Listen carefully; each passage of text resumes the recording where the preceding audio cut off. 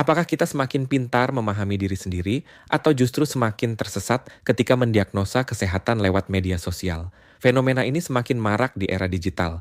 TikTok, Instagram, hingga YouTube dipenuhi konten seputar kesehatan mental dan fisik, dari gejala ADHD, gangguan kecemasan, depresi, hingga gangguan tidur. Video berdurasi 60 detik kadang membuat orang merasa klik dengan gejala yang dijelaskan, lalu buru-buru memutuskan bahwa dirinya punya diagnosis tersebut. Di satu sisi, ini membuka pintu edukasi yang luas. Di sisi lain, ada risiko besar yang jarang disadari. Mari kita ulas tuntas satu persatu. 1.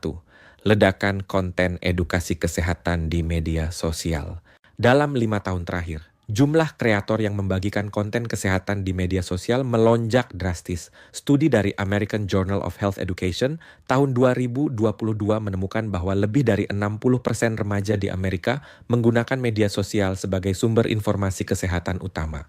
Di Indonesia, tren serupa terlihat dari peningkatan akun dokter, psikolog, dan tenaga kesehatan di platform digital. Keunggulannya jelas, akses cepat, bahasa sederhana, dan visual yang menarik. Namun sifat terbuka ini juga membuat siapa saja bisa berbagi informasi, termasuk yang tidak memiliki latar belakang medis. 2. Edukasi, manfaat yang tidak bisa dipungkiri. Bagi banyak orang, media sosial menjadi pintu pertama untuk mengenal konsep kesehatan mental. Seseorang yang sebelumnya tidak tahu tentang gangguan panik, misalnya, mungkin baru memahami gejalanya setelah menonton video edukatif. Studi dari University of Toronto tahun 2020 menunjukkan bahwa kampanye kesehatan berbasis media sosial dapat meningkatkan kesadaran publik hingga 40%. Edukasi awal ini penting karena dapat mendorong seseorang mencari bantuan profesional lebih cepat. 3. Bias konfirmasi dan diagnosa diri. Masalah muncul ketika informasi yang didapat digunakan untuk membenarkan keyakinan pribadi tanpa verifikasi. Ini disebut confirmation bias, kecenderungan mencari dan mempercayai informasi yang sesuai dengan dugaan kita. Contohnya, seseorang yang sering merasa lelah dan sulit konsentrasi mungkin langsung menganggap dirinya punya ADHD hanya karena menonton konten yang membahas gejala tersebut. Padahal, keluhan itu bisa disebabkan banyak hal lain, seperti anemia atau kurang tidur. 4. Efek placebo dan nocebo. Menariknya, keyakinan bahwa kita menderita suatu penyakit dapat memengaruhi kondisi fisik dan mental. Efek placebo membuat seseorang merasa membaik hanya karena percaya ia sedang mendapatkan perawatan. Sebaliknya, efek nocebo membuat gejala memburuk karena keyakinan negatif.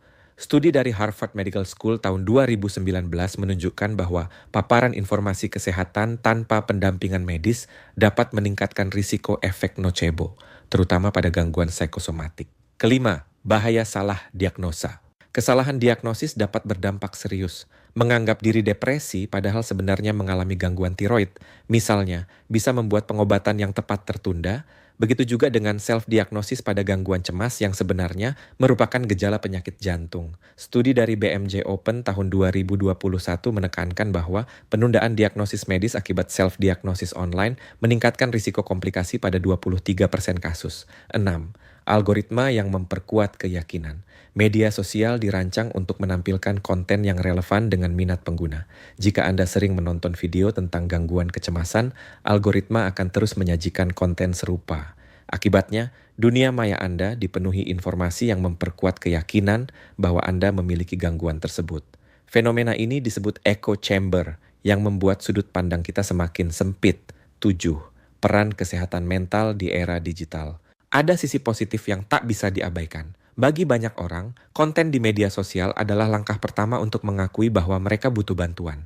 Di tengah stigma kesehatan mental yang masih kuat, terutama di negara berkembang, platform digital memberi rasa aman untuk belajar dan berbagi. Studi dari WHO tahun 2022 menyebutkan bahwa kampanye digital mampu mengurangi stigma kesehatan mental sebesar 15% di kalangan remaja. Langkah aman menggunakan media sosial untuk kesehatan. Gunakan media sosial untuk edukasi awal, bukan untuk membuat kesimpulan akhir. Catat gejala yang Anda rasakan, lalu konsultasikan ke tenaga kesehatan. Pilih sumber informasi dari akun yang terverifikasi atau memiliki latar belakang medis. Batasi paparan konten yang membuat Anda cemas dan hindari terjebak dalam kebiasaan scroll diagnosis. 9. Analogi GPS versus peta manual. Mengandalkan media sosial untuk diagnosis diri ibarat menggunakan GPS tanpa memeriksa peta manual. GPS bisa memberi arah cepat, tapi jika sinyal hilang atau data salah, Anda bisa tersesat. Media sosial dapat memberi petunjuk awal tentang kondisi Anda, tapi tanpa pemeriksaan profesional, arah yang diambil bisa keliru dan berbahaya. Kesimpulan ke-10. Media sosial adalah alat yang sangat kuat untuk edukasi kesehatan, tapi bukan pengganti diagnosis profesional. Gunakan sebagai pintu masuk pengetahuan, bukan ruang praktik diagnosis pribadi.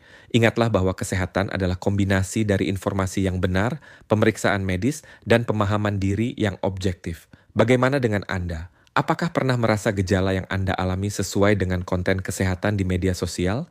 Ceritakan pengalaman Anda di kolom komentar, dan jangan lupa follow akun ini untuk mendapatkan edukasi kesehatan yang akurat dan berbasis sains.